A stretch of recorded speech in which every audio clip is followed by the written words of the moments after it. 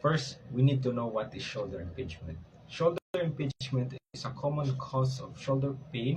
This happens when the tendon of your rotator cuff are pinched as they pass through the top of your arm and the tip of your shoulder.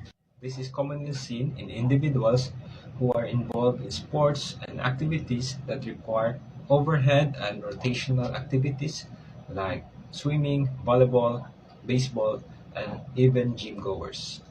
We need to be aware that exercises like shoulder upright row and lateral raises with internal rotation can really aggravate your condition.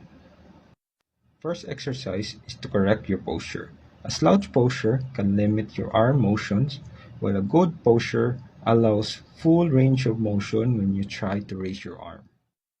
To do this, just stand back on a wall with arms at 90 degrees, pinch your shoulder blades together, and perform this exercise while maintaining a pressure and tension in your shoulder blade. Do this for 2 sets of 12 repetitions.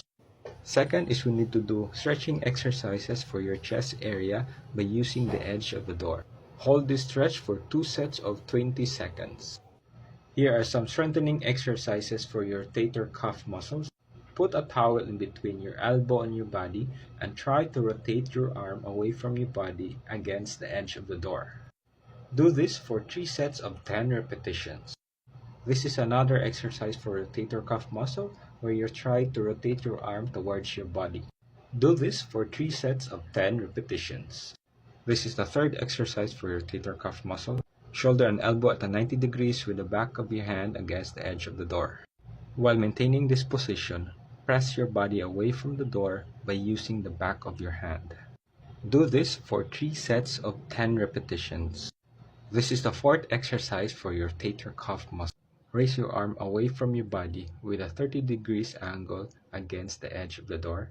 The fifth exercise is for your serratus anterior.